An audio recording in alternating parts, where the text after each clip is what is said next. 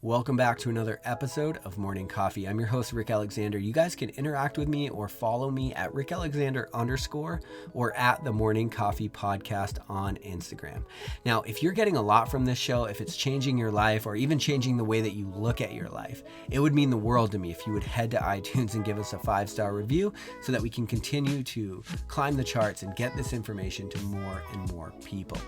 Over the last year and a half, I've focused my work on the story that we tell ourselves about our lives. Your entire life is a bit of a story that you're telling yourself. And if you could tell yourself a different story, you could probably change your life quite a bit. And so I did that work for the release of my newest book, which is coming out in early 2020. But getting excited for that release, I actually wanted to go through a lot of the information that I had learned, a lot of my notes, and synthesize it into maxims, which is what we're getting into today. I've got 21 maxims to maximize your life, and what these are is just things that seem to be true about the human experience. And if you could understand how they are true, you could understand how they could change your life.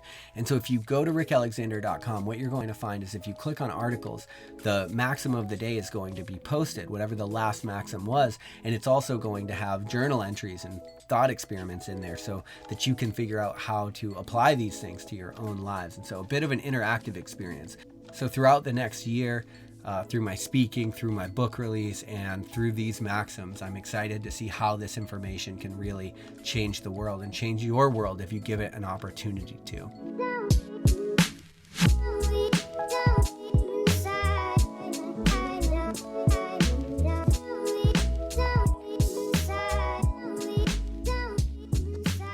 You know, this might come off as a novel perspective to have, but feeling broken is actually not any more permanent than feeling complete.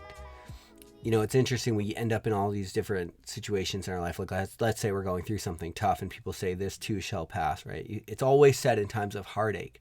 But to be accurate, it could also be said about the best moment of your life, right? We don't like to face it, which is why we don't say it about the best moment of our life. But perhaps if we did, it would help keep things in a little bit of a better context. You know, because what life is a mix of everything. And that's something that I happen to talk about all the time because the implications of that are actually really extreme. And that's kind of the thing behind these maxims. It's like some of these things, they overlap and there's other things that are true. But it's like the implications of things that seem to be true have a really like wide ripple effect in our lives. And so the fact that, let's say that life is a mix of everything, that's good and bad, it means you can hold space for the fact that there are parts of you that are good and bad, right? That was, if you go back to that one maxim, it's like, in terms of failure, you certainly can be, but what else is true, right? And so that's one of the implications of the fact that life is all encompassing and sort of holds every possibility for what could be. But one of the other implications of the fact that life is a mix of everything is that you're going to go through everything, right? You're going to travel through these polarities through your time here, and everything that can happen will happen. We spend our lives clinging to what we like and rejecting what we don't like. And for all of our clinging and rejecting, what we end up getting or realizing is that time passes anyway. Good times come and good times go. And understand that you are the person that experiences all of it. That's the implication of life being this astounding mix of everything that could possibly happen. It's like, yeah, it is everything. And you're going to go through all of it, right? You're going to go through tragedy. You're going to go through heartache. You're going to go through success, and you're going to go through glory, let's say. But as you go through these, understand that none of them are the permanent state of being, because there is no permanent state of being. One of the ways we really limit our experience in this life is we often want to identify ourselves with what we've accomplished and distance ourselves from what we failed. But again, what's true is that you're both, right? You're going to fail and you're going to be successful, and you're not either. You're the person that experiences both. But when you try to make yourself just one, then you end up holding on to an identity that doesn't serve you, because it's not always true. Things are going to move. Things are going to pass. People are going to leave. People are going to fall away from us. Like, our interests are going to change. And so it's important that you hold space for the fact that you're the person experiencing all of these different polarities. And so the question to ask yourself is, what would life look like for you if instead of trying to get through things, you began to embrace all things? Everything you go through represents a season. And if you can figure out what that season is teaching you, it'll be over sooner, one, but more importantly, you won't have to repeat it, right? And so then the things you go through don't become the things you're going back through. And that's actually even more important, because experiences, once they're once we've gone through an experience, it's awful to repeat them, right? And you know that if you experience really bad breakups over and over, it's a terrible moment, right? And so you're getting an error message. And so you have to ask yourself, what else is true? What am I missing? Why am I reliving this moment? How come every time there's an exit in my life, it's a tragedy? Is that actually how it should be? Because all of the exits are going to happen anyway. And so are we all subjected to constant tragedy? Or is there another way of being? Are we missing something?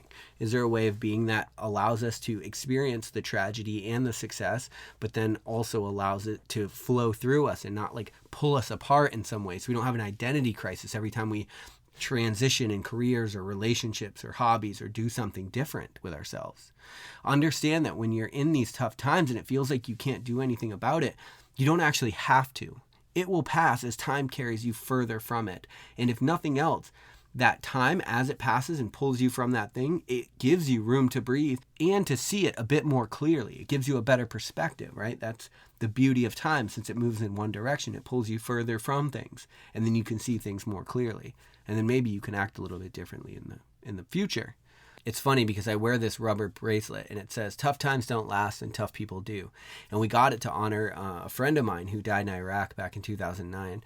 And I remember when he first passed away and we got the bracelets made, and I wasn't sure that I was actually the kind of tough person that could outlast this kind of pain. Like I remember just sitting with it and it just like feeling like there was no possible way that this amount of pain was ever actually going to end. And I think the first time anybody deals with like great loss, that's probably close to what they're feeling like. And what I realize now is that it's the thing I didn't earn that will get me through this, right? The thing that I didn't earn is the fact that I'm a tough person, right? Because remember, I tough times don't last, tough people do. And I was stuck like, man, I don't think I'm ever going to get through this. And so, one of the things I believe is that you signed up for the human experience. Like you're going through this extreme bout of tragedy and pain, and you're learning and evolving, and you're becoming someone better in the process. And you're willing to shoulder these things because you do understand that life in itself is actually worth it, and that the evolution of the soul requires it in some way. But you didn't earn that, right? You chose to be here. And because you chose to be here, there's an element of resilience that gets baked into your existence as a human. And some people go through things that are worse than others, and I understand that, but nothing's to be gained by comparing experiences. What is true is that you're human and you're going through the human experience, and that's really fucking difficult. Tough times don't last and tough people do. And I say tough people do, it's like the toughness, the resilience, it's baked into you, right? A lot of times all that's required from you is that you endure, that you keep taking a step forward regardless of what's going on around you or what kind of chaos that you're in. But one of the things that will help you take those steps forward when you're in that pain is understanding that these feelings of feeling broken, like things aren't complete, like things aren't how they're supposed to be, like things are just so jagged and in so much pain. Understand that that's an incomplete feeling, right? And as you get success, that's also an incomplete feeling, because life isn't either, it's both. And so as you go through success and as you start to feel some of that success leave you, that's when we want to cling to it. Remember, if you become the person that talks about everything you used to be, you become a caricature of yourself in some way, because you're clinging to what has been, and you're no longer free to experience what is. And so you're limiting your own life in a lot of ways. And so as you achieve success and you go through the human thing, which is identifying yourself with that success and wanting to, right? It's like wherever we got success in life, that becomes our identity. And then as that success starts to leave us because nothing is final, right? Nothing is complete in this existence, then we end up clinging to it. And now we're no longer free to experience life as it is.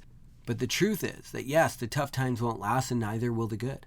Instead, the human experience is made better as we learn to navigate both of them with grace, clarity, and poise, right? And if you understand that neither of these things are final, I think you free yourself up for grace, clarity, and poise. You can understand that even though it's painful, even though things fall apart, even though things don't always work out, that might not be why we're here in the first place, right? We're not really, just because it feels good for things to work out doesn't mean that that's why we're here, right? I would say that it's more beneficial to believe that you are actually evolving yourself with what works out and what doesn't work out. And so you're actually honoring your purpose regardless of how good or bad things go for you. But you can really change your own experience simply by accepting things as they are and not trying to cling to what they used to be. All of these things are temporary. The thing that isn't is you and me. And I love you. And we'll talk later on Morning Coffee.